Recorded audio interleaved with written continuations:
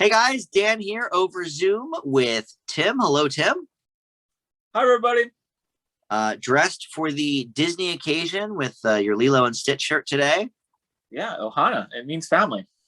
It means family. And what else did you tell me it means? Oh, Nobody gets left behind or forgotten. or forgotten. All right.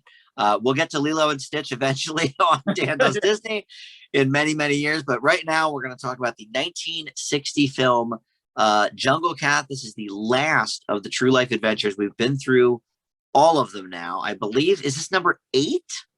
No, it's 7. There were seven. seven. Okay. Seven shorts and 7 features. Seven shorts, and this is the last one altogether. So the 7th short happened before this as well. Okay, yeah, shorts are all over. Yeah, they kind of decided after this, or Walt did anyway, that this kind of stuff would be better suited for television. And in fact, this actually ran on TV 2 years later on Disneyland with an episode called Man is His Own Worst Enemy. But in theaters, it actually did pretty well. It made 2.3 million. So obviously they were still being successful. But this one did not even get nominated for an Oscar. Most of the other ones either won or at least got nominated for Oscars. I feel like the first probably 4 all got nominated at least, but then the last 2 and this one I think it was kind of I guess the Academy was kind of over it. Okay, well, I could see Perry not being nominated, but yeah. I felt like the last one, Perry wasn't the last one, right? The last one was the one with the meerkats killed themselves. Not meerkats, lemmings. Or lemmings, rather, Fred. The lemmings hurling themselves off the cliff. Killed themselves. Right. Yeah. So I can see why that one also did not get nominated, I guess. But this one was released on VHS in 86 and 93, DVD in 2006 as part of a box set of all the true life adventures. But other than that, I really don't have any background information on this. I went to about 6 different sites, that I usually go to when Wikipedia is kind of bare, and there's just not much about the filming of this. They did it, basically with the same crew that they've done a lot of the other ones with. Our good buddy James Algar directed it and wrote it. It was narrated yet again by Winston Hibbler. So it's a lot of the same people. So I guess some of this will be us talking about Jungle Cat, and then I guess maybe we'll just sort of overview how we felt about all of these true life adventure films in total. Yeah. The James Algar, he became a Disney legend in 1998. So he's a Disney legend, and he did direct and write the controversial White Wilderness prior to this, and that's right. That came out. The controversy came out in what was it, 82? I guess Disney overlooked that to still make him a Disney legend. Well, he died in 98, so I feel like it probably was a hey, he did a lot of work for us and now he's gone, so we'll honor him. Got it.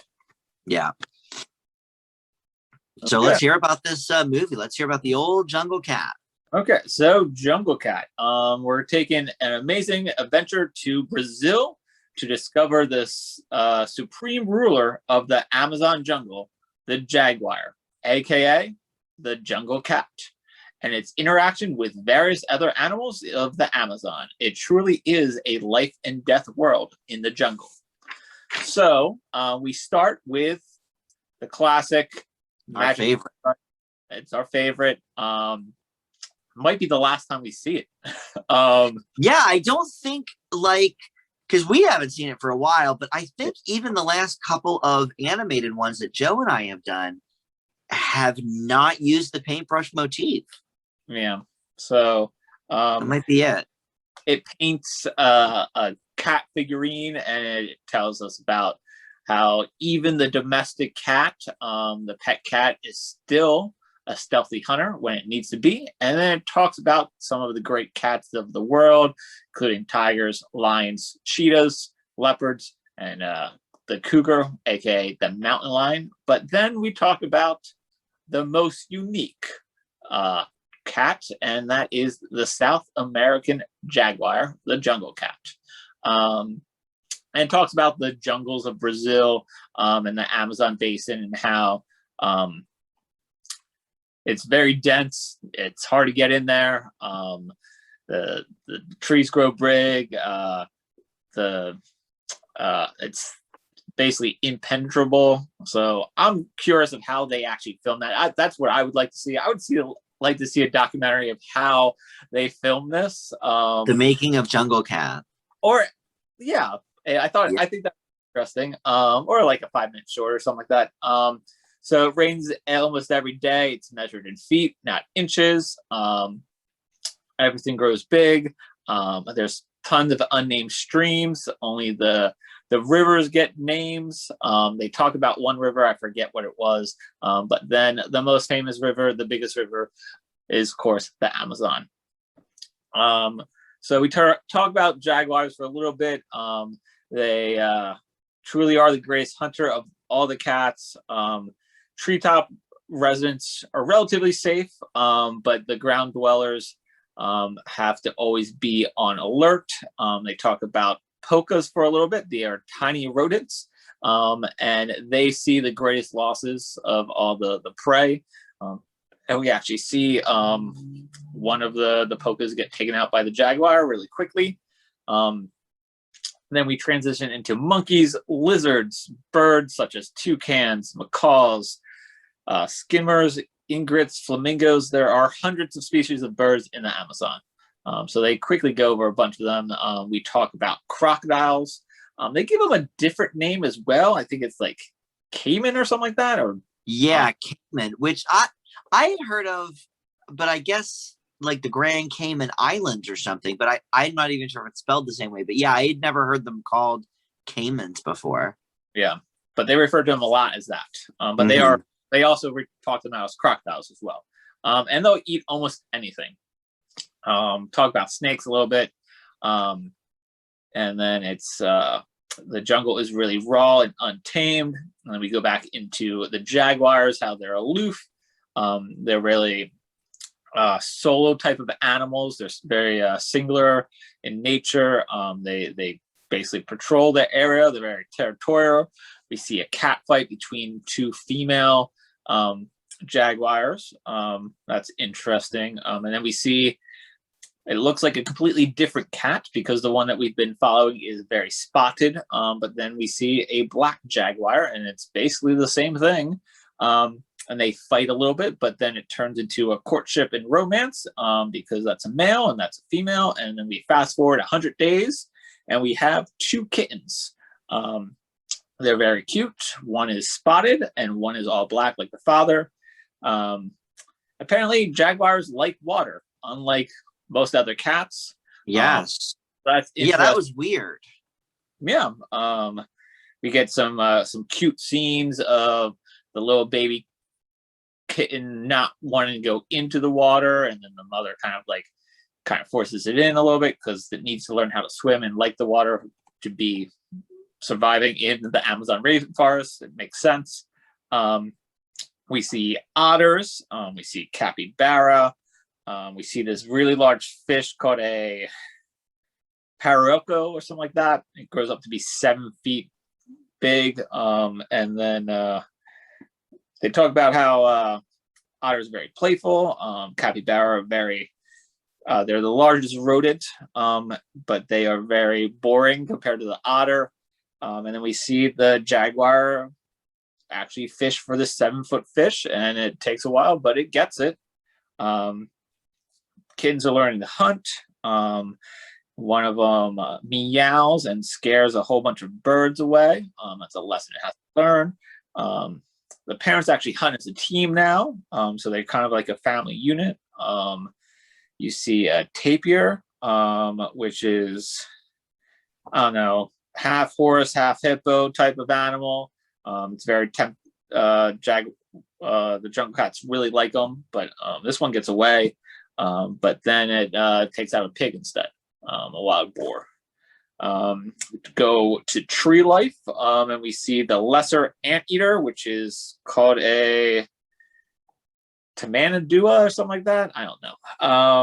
Yeah, I only ever heard them called anteaters or aardvarks. That was a new one to me as well. Yeah. It eats aerial termite hills. They're in the trees. We see an anteater fight between two anteaters, which was interesting. And then we see giant anteater as well. And then we see a jaguar versus a crocodile fight, which is interesting as well. The jaguar wins. Then we find out that monkeys are jerks.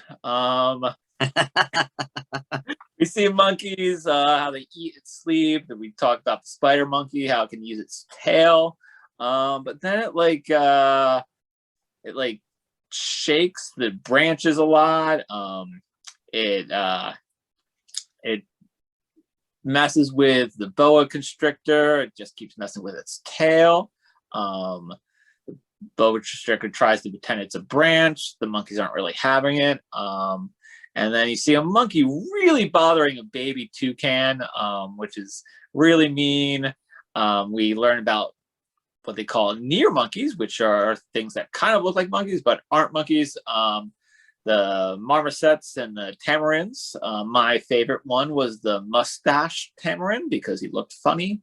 But they're also jerks as well because one of them is just messing with a different snake, and it does not turn out well for that monkey or tamarin or marmoset or whatever it was. But he pushed that snake to its limits, and he had his comeuppance. Then also the monkeys shake a sloth out of a tree, and they're always messing with the sloths. Sloths apparently can't stand upright, and they just crawl along the ground, which I thought was interesting. They like the scopia tree, and we learn about anacondas. I feel like this is the one scene that was kind of edited for to make it a little bit more intense because the sloth falls into the water with its baby, and he's trying to rescue the baby. And then they talk about anacondas, and you see anaconda swimming. You never see them in the same shot. That's a good point. Because I feel like the sloth is super slow that the anaconda would have got it if it was actually going after the sloth.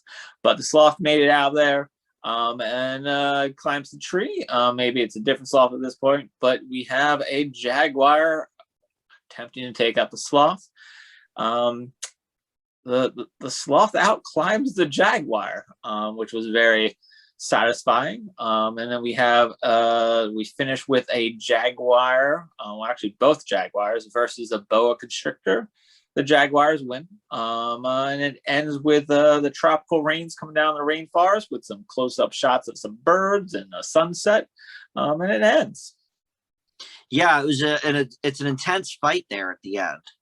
Yeah, it's a very intense for a boa constrictor that's very slow in the tree.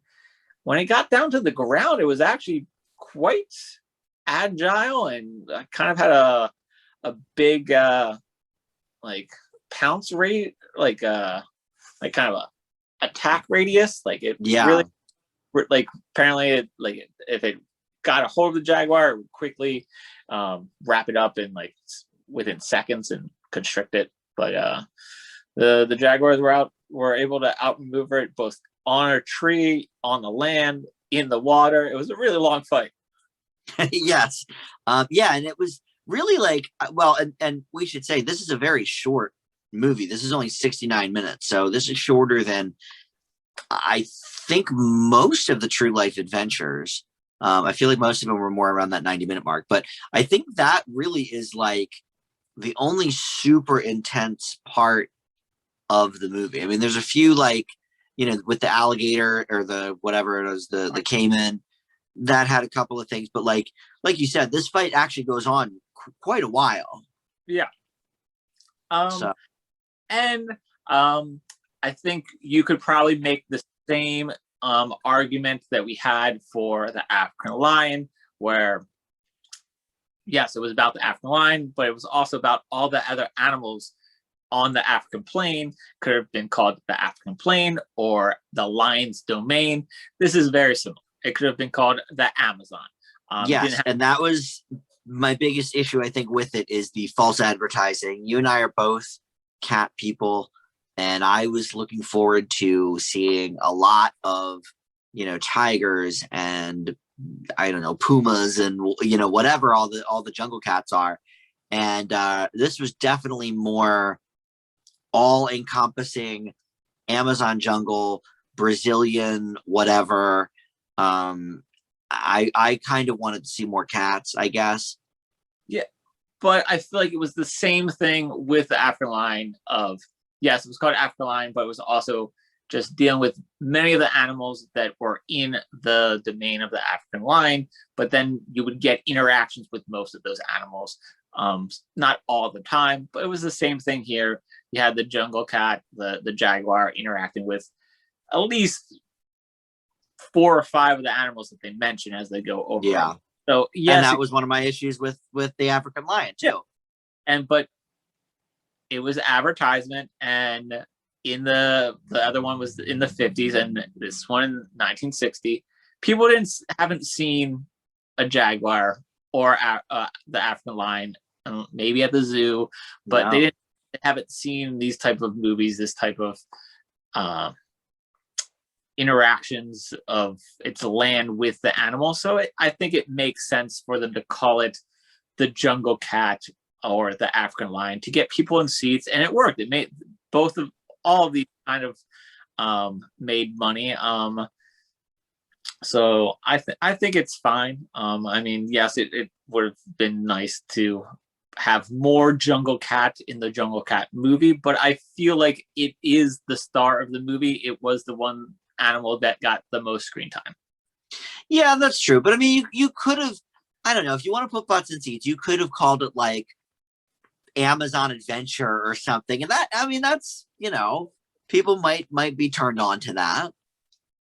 Yeah. It's a lie, Tim. I'm aware. All right. How about the comedy from Hibbler, our narrator?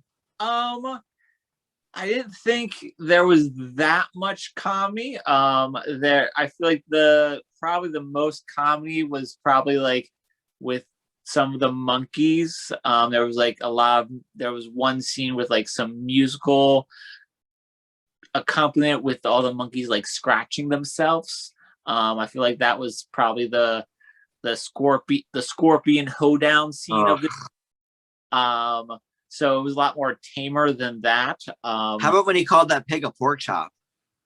That was probably his one joke in the whole movie. That sticks out like a sore thumb though, because the rest is like, not that it's dry. I mean, it's interesting, but when you're pretty much doing a straight ahead narration, and then you're like, oh, here comes a pork chop.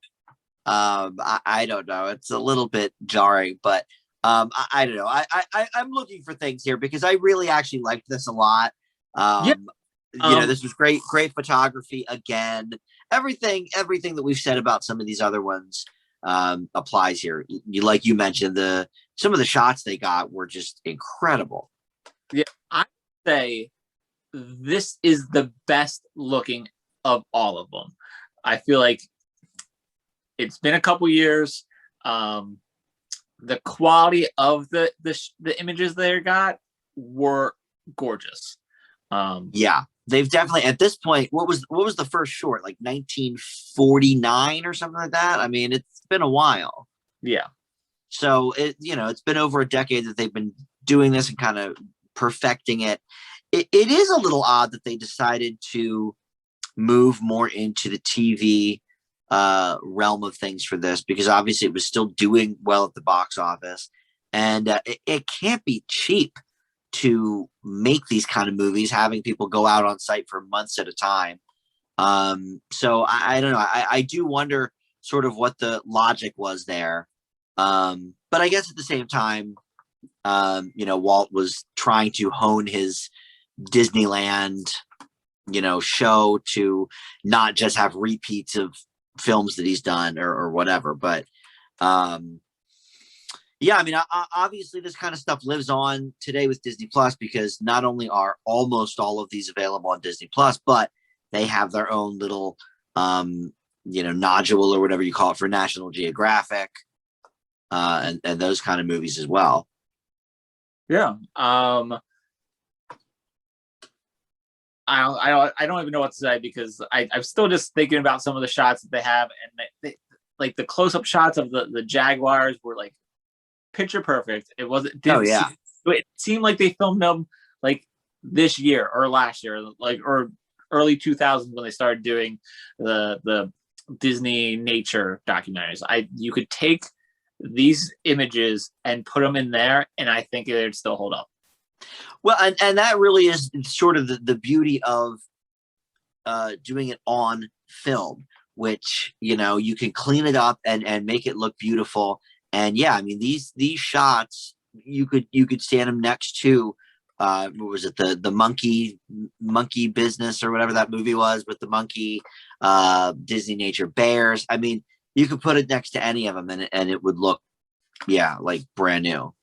I think you're looking for Monkey Kingdom. Monkey Kingdom. That's what it was. Thank you. I knew Monkey Business wasn't right, but I also knew it wasn't just called Monkey. Was that the one Tina Fey did? I'm not. I don't think I've. Okay. John C. Reilly did one. Tina Fey did one. I stopped watching them a couple years ago because we stopped reviewing them for Film Fanatics. But for a while, I think for like 3 or 4 years, I saw every Earth Day one they put out. Monkey Business is a movie starring is that the Birch girl? What's her name? Thora Birch?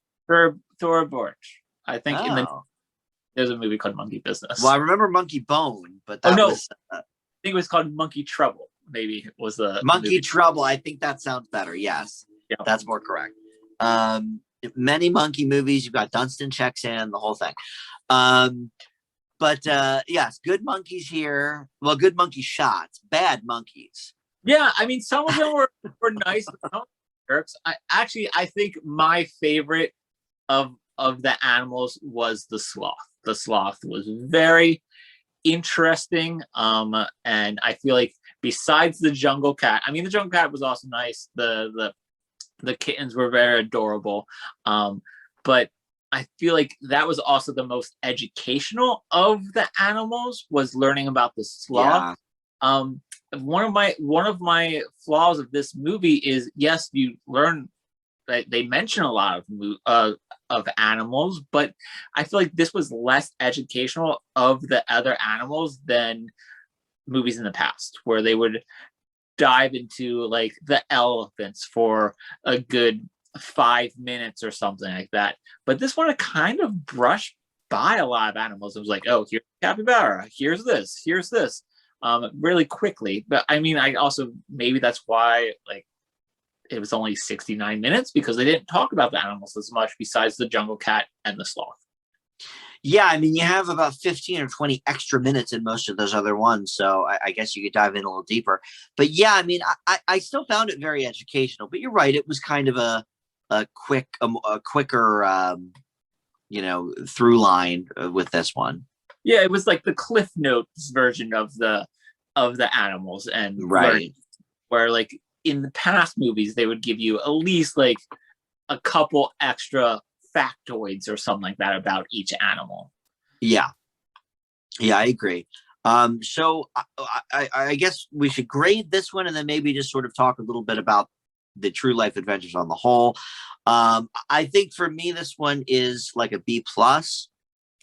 Yeah, I'd say B+, A-, somewhere around there, because I mean, I do have the nitpick of maybe not as educational of the African lion or something like that, but the images of it are just stunning, and it's mind-boggling of how they even got into the Amazon to get some of these shots. Like, yeah, it's pretty wild, all right. And I mean, back then, of course, they're using I don't know, handheld cameras, I guess. They couldn't be setting up shots with like tripods and stuff. No, and I imagine they're like strapped into a tree somewhere or something like that, just waiting for the jungle cat to come by. Yeah, they should do, because I'm sure they have footage of it with all the different cameras rolling, but they should do like a featurette or something about all of the True Life Adventures and sort of how they were recorded, because it is very impressive. I mean, we talked about in the other one some of the the techniques or how long it took them to get, certain shots or whatever. And it is all very interesting. Yeah, like the African Lion, like that husband and wife team, they filmed for 6 months just themselves and maybe like a couple crew people on the African plains. The buffalo guy who dressed up like a buffalo. That's right. Yeah, that was pretty impressive. Yeah, I mean these documentary filmmakers did some amazing things to get the shots that they needed. Yeah. African Lion, I would say, is probably the pinnacle, right? Yes, that is the best one. And Perry by far is the worst. Perry is the worst because it's not a true life adventure, it's a true life fantasy. Yes, it was a true life experiment that went wrong. And God bless him for trying something, but that was a mess. Yeah. But then also, I mean, that's the white wilderness of it all is the black sheep of the family, is because it's besides the lemmings, it's all great, but I mean they made up stuff and forced lemmings off a cliff. And you can't just murder lemmings and say that they committed suicide and start a urban legend that's not true. Yeah, and that's the only one not on Disney Plus. Yeah. So overall, look, this was the last one until the Disney nature stuff in the early 2000s. So this was, almost 50 years before we got another theatrically released nature documentary from Disney. So it's sort of the end of an era for sure. Yeah. As a whole, I would say they're worth to watch. That they still hold up. And still because nature, and animals don't necessarily change that much. Most of this information is still completely accurate 70 years later. Yeah. And I mean, the vanishing prairie, let's talk about that for a sec. They talk about how a lot of those animals were endangered, going extinct, and near extinction, and most of those animals today are still near extinction or possibly extinct.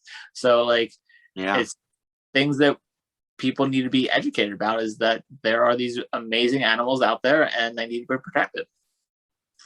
Yeah, and you can see why they chopped some of these up and shipped them off to schools, because back then, before streaming and before all this stuff, you didn't have access. It was in the theaters and then it was gone. Maybe they aired it on the Disneyland show one night or something, but again, before VCR. So if you missed that, you were out of luck. So yeah, I'm glad that for at least about 2 or 3 decades after these were released, they got the word out in schools and stuff. But really, I mean, I feel like this whole series sort of begat like the Jacques Cousteau kind of stuff and the National Geographic stuff that really dove even deeper into this kind of stuff. Yeah, I mean, you have a whole channel called Animal Planet. I mean, is that still a channel? I believe it is still a channel. Yeah. I mean, they have. I mean, you're right. Shark Week, or no, Shark Week is something else. Is that Discovery or something? Discovery, but like Meerkat had a whole television show just about meerkats. Yeah. And I mean, we had the prairie dogs. It was almost the same thing. I mean, movies got people interested in animals, and I mean, got the ball rolling for things like Meerkat Manor and Animal Planet to exist. Yeah. Well, and to this day, I mean, some of the most popular videos on YouTube are cat videos, and they're more funny than educational. But yeah, I mean, people love animals, and like you said earlier in this video, and we've mentioned it a couple other times, but other than like a zoo or something, there was nowhere you could see animals like this, up close and personal in this way. Nowhere. And when you go to a zoo, you see a sad-looking lion. There's like children, right? They're not really in nature. If they're in a zoo, they're in a cage. They're in a hut or whatever. But it's not necessarily how they would act in nature. Yeah. So, I mean, I applaud Disney for investing in these and giving